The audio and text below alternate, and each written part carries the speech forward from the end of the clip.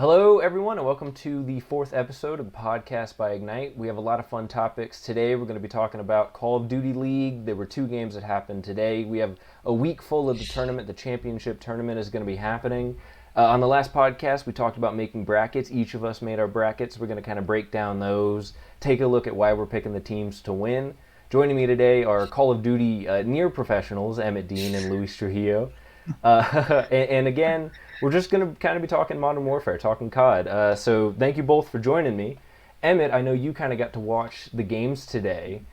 How'd your bracket looking? Just right off the bat, how are you doing? My bracket is still alive. I think this is the first time ever after a first round of a bracket in any sport that I can say my bracket's still alive.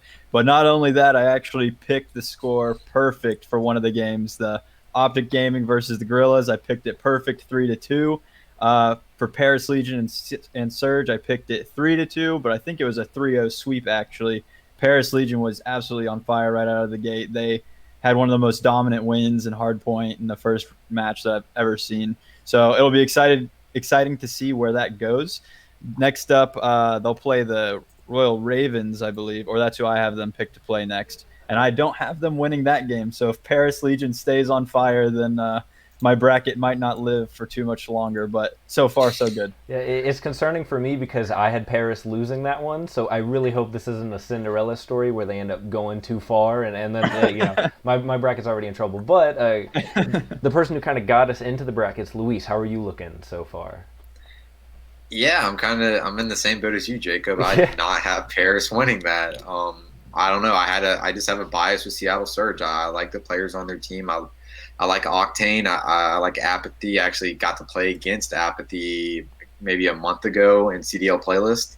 And he was trolling us at first with a weird gun, and then we kind of turned it up a little bit, and then he pulled out a regular gun. We still kind of whooped that ass. So I probably shouldn't have picked him because of that, but oh well. Yeah. But yeah, for the Optic, for the Los Angeles series, I had it perfect. I had OGLA winning 3-2, so I'm alive in that aspect. So we'll see what happens tomorrow. Yeah, exactly. I'm excited for the two games tomorrow because it's just like a basketball bracket where every game is exciting because who knows, I might be able to start getting something together with my bracket, but hurting right now. It is nice. I don't know how much you guys got to watch, but Optic Gaming, they actually had a few disconnects. So and I wish we could show clips from it, but in the game 3 in the last match, Search and Destroy on Piccadilly, Optic Gaming lost one of their players, so they were down to 4, and they couldn't get back a 5th. So they had to pick someone on their sub team on their like backup roster, and I don't Bushy. I don't remember his name. But he went off on the last round of that last game. He had 3 kills to kind of clinch it, to win it all. If I'm being honest, I haven't watched CDL since Black Ops 2, I think, was the one that I kind of got into. That's the one that pulled me in. And so this was the first 2 matches I've watched since Black Ops 2 happened. I forgot how much fun Call of Duty League is. It's just so much fun to watch. Yeah, definitely. And I think like the aspect of the broadcasters, they do such a good job to keep it so hyped, and Maven and DeLuca, Merc they do an awesome job. I really enjoy their commentation during the matches. They keep it exciting, but it's crazy. It's crazy to think that they had somebody on their bench step up, because they've already done that once this year with Draza coming on to the Optic Gaming team. And it's funny because I didn't know who Draza was this year, and I actually played against him in CDL playlist as well, and he was just melting me so fast I couldn't even react. And halfway through a hard point, he already had like 38 kills, and I was like, that's how much I end with a good game after going like 250 to 245, like. And he's dropping it so fast. So now they already had one person step up early. They have somebody else stepping up off their bench. It shows that there's a lot of good talent coming up in the COD League. That's exciting. Yeah, absolutely. One of the things watching, and you don't realize it, but the time to kill with them is so quick, and they're not just shooting at someone who's running in a straight line across the map. They're shooting at people who are sliding everywhere, jumping around, and I mean the aim on these people. It is so much fun to watch just what that skill ceiling is, because some of what they're doing is absolutely incredible, just on every side. For sure. Yeah, it's a lot of fun. And So let's talk about the games tomorrow. Who do yeah. you guys have picked for the Minnesota Subliners game? Hold on. Let me. Dang, I messed up my bracket. I got it right here. Let me pull it up. So I have mine. I have New York Subliners beating Minnesota 3-1, but we'll see how that ends up going. So you have New York winning over Yep, Minnesota? I do. I know. I have it pretty opposite here. Uh-oh. I have the Rocker going 3-2 for the Okay. Subliners. That's definitely a toss-up game. Most of these games are going to be very close. There's probably like 4 top teams here that I think are going to go really far, and those were kind of easy picks for me unless they were playing each other. But yeah, for the New York versus Minnesota, I got Minnesota getting it 3-2. And then I guess for the London Royal Ravens game against Toronto Ultra, I have Ultra winning 3-2 as well. Yeah, I have the same thing with Toronto, 3-2 to beat London. So, yeah. Luis? Man, what about the Subliners, Roker? Who do you have going on that one, Jacob? I have New York winning. Okay, cool. I do too. I think New York's putting something together right now. They got a lot of firepower. They have Azuma on there who's always running the big flanks. And I think I think Minnesota Roker, they started off really strong this season on land, but the second it went online, it's just not the same. I think Sim's a great player, but I don't think Silly's been living up to the expectations. So I think I have Subliners beating them 3-1. And regarding the London Royal Ravens Ultra, the Royal Ravens, they got the Twins on that team. They're nasty, and they're fun to watch. But Toronto Ultra, they won the last series.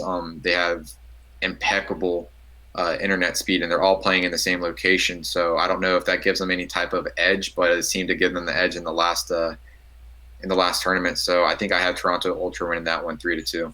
Yeah, that's what I like to hear. And for me, I'm not too worried about the Subliners winning or losing. I have Chicago Huntsmen beating them pretty easily. I see Chicago doing well in that second round. I do as well. Mm-hmm. Well, we'll see. We'll see. I don't know. Sometimes it's either hit or miss with Chicago Huntsmen, and not even so much the Huntsmen, but Scump and Formal. Like everybody loves them. They're some of the biggest personalities in the space.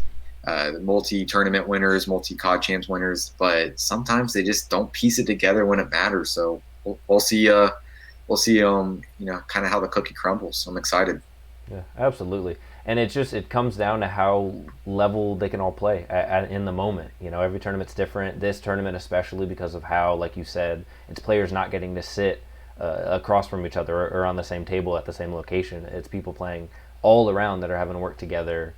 It's just very different for all of them. And so I think it's really just the teams that can keep a level head are probably going to do well. Optic Gaming today did that. They went down the first round and they only had 4. Right at the beginning, they lost someone. So lost the first game, and they were able to bring it back in the next 2.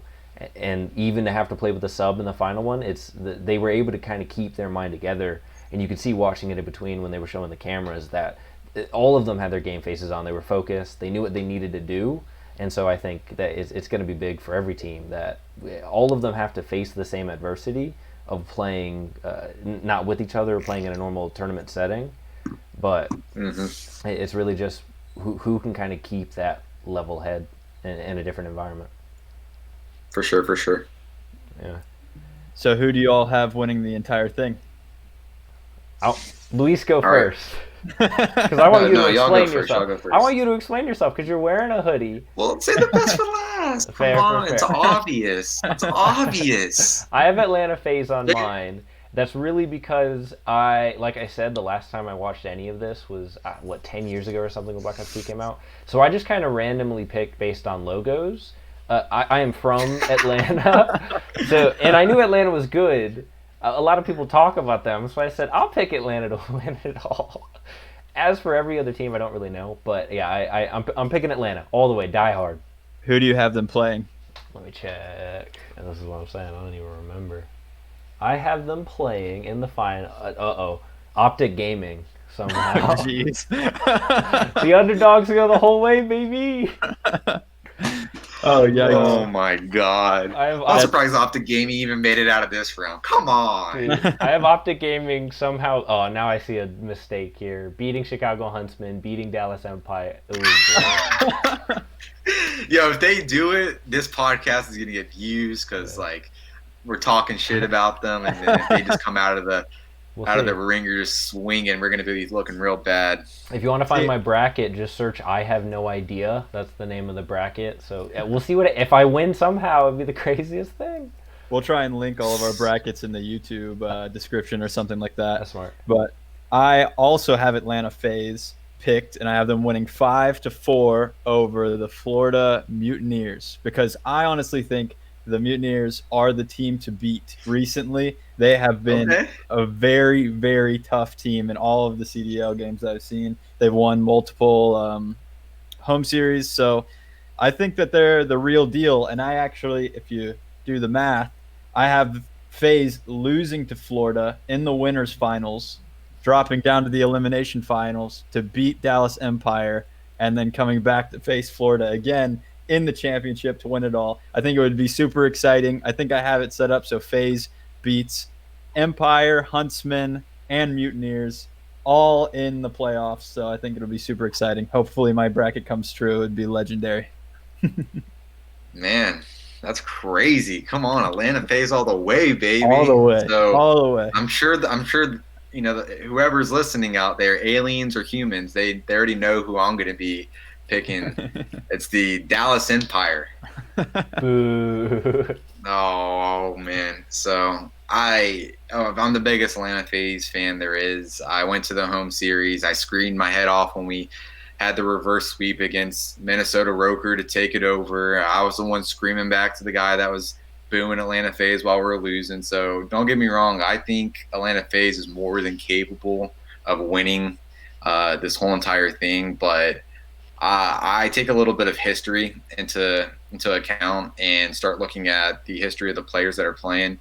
Crim Six on the Dallas Empire. Come on, like he's the GOAT. He has the most wins ever in tournament history. He has one of the highest earnings in tournament history. He's consistently done this. He's done it on Octet Gaming. He's done it on Complexity. And he has Clayster by his side now. And then he's got little Hook running around with a 18-year-old Illy whose thumbs hasn't worn out and gotten arthritis yet. Like these guys, I think have more than enough talent, experience, leadership. They hit it on all cylinders. So I'm really excited for them. The reason why I think they're going to beat Atlanta FaZe in the final is it comes down to consistency. It comes down to what they're willing to put into a 9-game series. So I just don't see a leader on that team. I think they're all able to mesh together well, but when it comes down to the grind, they don't have Clayster yelling in their ear, "Put it together, let's get it." Crim Six, telling people where to be. I can see these guys kind of falling off mentally. I don't think they're completely there in that aspect. So I have Dallas Empire taking it in the winners final. And how many games do you have that going to? Let me see here. I got them winning 5-3.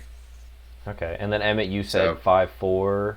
Yep, all the way. Okay, we'll see. I think it's gonna be a long one. I imagine it'll probably go the distance because I also have 5-4. CDL seems to pretty regularly go the distance. I have a lot of my outcomes as 3-2 because it just seems it seems to be very regular in most of the games that I watch that they go all the way, at least 3-1. 3-0 sweeps pretty rare. But just another interesting topic. FaZe has been leading CDL for quite a long time now, and I've asked myself internally this question a couple times. Last time I've seen a dynasty like this was G2 or previously known as Penta in Rainbow Six Siege, and they were kind of dominant. Basically won almost every tournament, every final for like 5 years. And they were notorious for what they called saving strats. So they would wait until these final games that really, really mattered to pull a hidden thing out of nowhere that absolutely dominated the round and would get them the win in the final that their opponent couldn't counter because they didn't have film on. with a team like FaZe having dominantly been in first for the last several home series, do you think that it's possible that some of their rotations on hardpoint or ways that they do certain things on S&D could be just hidden right now, and they're going to pull out on some of these maps that they're known to be weaker on these in these final games? Do you think they would take that risk on an unproven strategy? I don't think there's really. I think when you try to relate it to Rainbow Six, there's so many different angles and ways to take a fight. That's the beauty of the game, is the secrecy of what you're capable of doing or what you are doing. Call of Duty, it's Clash of the Titans. You're gonna hit heads. When it comes down to secret strats, excuse me, it might be in search and destroy, because a lot of teams don't scrim search and destroy. They already know what to do. Either you play offense or you play defense. You don't need to work on retaking hills or rebalancing the map to flip spawns or anything like that. Doing a hidden strat, maybe hitting out a certain bomb site, maybe going to bomb site A on Gunrunner right off the rip and just not playing the normal B strat and waiting for a pick. Sure.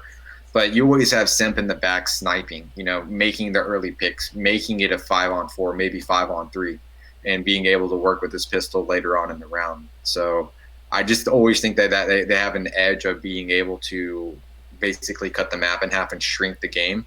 Basically keep everything in front of them. Let a BZ run around with a sub. Let him go be a freak and jump into people's faces and get the quick two-piece.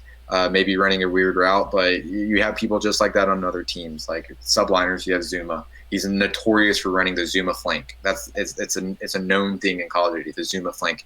Always hitting the smallest little gap, going where you don't think he's going to be, and boom, now he's in your spawn, ruining your day. So anything's possible. I really think. We saw it today. Optic Gaming versus LA Guerrillas. Somebody disconnected. Now we have to rebound quickly. That's not fair. The unpredictable is what should be expected going forward. So it's going to be a fun ride. 9 games in the winter finals. Like, who knows what we're going to see. So I'm just ready to see it all. Yeah, for sure. One of the things that was fun watching today is they had Optic Gaming had a match, and it was Search and Destroy on Gunrunner. And they were kind of struggling, couldn't get kills. They had 2 rounds basically back to back where they just sent 3 all the way around to flank, and they kind of changed momentum just in 2 rounds by doing something fairly unorthodox that the team wasn't ready for. And so Guerrillas, they were able to plant, of course, but Optic Gaming was able to retake just by doing something, just for 2 rounds, just doing something different. They were able to completely shift the momentum. They won that game entirely. And it kind of set them up to then, of course, Optic Gaming won the series. So momentum's everything. Momentum's everything in COD. It can happen within a round. It can happen in between games. You just never know, but you feel it. You feel it shift. I've been there. I've been up in hardpoint, 180 to 60, and they just cap a hill and they hold it down and they beat us on the rotation. You feel it, including in search. Search can be so depleting. You've seen the reverse sweeps and search, up 5-0, and Chicago Huntsmen did it this year. They came back 0-5 and won 6-5. So you just got to be aware of that switch. So going into the winter finals being 9 games, like, can there be 2 momentum switches when normally we can only see 1? Like, can one team go up 2-0 and the other team go up 3-2, and then the other team wins 3 more games straight? Like, that would be sick. Now that would be fun to watch. It'll also be a testament to who is actually best conditioned, and that's not necessarily something you talk about a lot with gaming, but these guys are used to playing these normal games at a very high intensity. If they're not practicing for that 9-round game, that can get very tiring. I remember, again, Rainbow Six had a game, their longest game ever, almost hit 30 rounds, and they had to take out unlimited overtime because of that game. The game streamed for so many hours, and being that focused at that high level, competing against the absolute best competition in the world, it can be very taxing. So seeing who's actually mentally tough enough to go for a game that long might actually have a play in the very, very, very final championship. Yeah, esports is absolutely so a exciting. sport. It's the same way that you kind of put on a NASCAR driver the like will of just staying composed for or any race for that matter, F1. It's the same thing with esports. We're sure it might not be taxing in the way physically that we usually say sports, but just the mental determination that is needed to run for a couple hours doing nothing but playing a video game and staying focused and staying at your peak because your opponent's going to be doing the same thing. It really is a testament to just how much is demanded of these players. That if you don't play video games and if you're not familiar with just a competitive esports scene, you might not really be able to understand just how much it takes to have that level of determination all the way throughout a tournament. Oh yeah. Go get your ass beat in Warzone for 4 hours and keep playing it for another 4 hours and see how fun that is. Yeah, You know? I think that's because we're probably addicted to it though. Because I don't think after 4 hours I'm definitely not getting better at Warzone, nor am I having fun. But you have to keep playing. No. But it's like switching to like when we started playing Valorant, and I remember Cool. them talking about best of 25 for a casual game in Valorant. A normal Valorant game is, and it regularly goes the full 25 rounds. That is a lot of rounds for a casual game. Now, it's not meant to be the most casual game, like you sit down and play with your buddies. It's meant to be competitive, and that's part of it.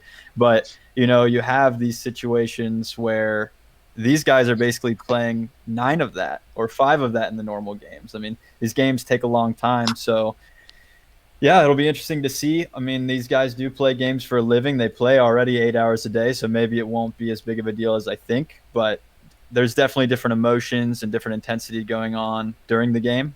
And I don't know if you guys have heard the Astro listening during some of these rounds. Just listening to that for that long would drive me crazy. I can't even hear anything. Everyone's just yelling random stuff. There's no way that they're actually able to understand everything that's being said and react to it in game. If they can, that's unbelievable. I can't understand. It doesn't even sound like English to me when they're speaking on their Astro listening. Yeah, they speak like they're just gibberish. But I mean, you're right though, Emmett. You said one thing. There's a lot of emotion that goes into this game, and we saw some of that emotion on Twitter today. Octane, one of the players for Seattle Surge, he has been kind of notorious this year for speaking up and saying like, hey, this league is BS. Like, I don't agree with what's going on. I don't like the game. You're not listening to us. And Activision tried to kind of mute him, and the audience did not like that. The supporters for Call of Duty League did not like them trying to suppress what he had to say.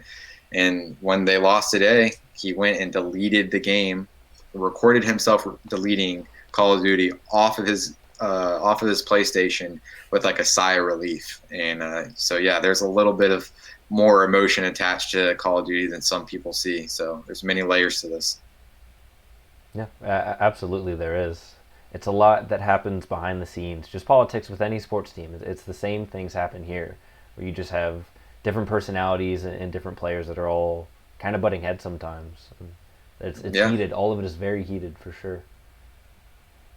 So one of the things that I want to show off, we have our Instagram, IGNTE.GG. We asked a podcast question last week, and I asked kind of to everyone who was following what your favorite Call of Duty maps were. So you two can start, because I know you said. So Emmett, just out of curiosity, favorite Call of Duty maps, what are they? It has to be Nuketown. Yeah. That map was iconic, I feel like, when it came out.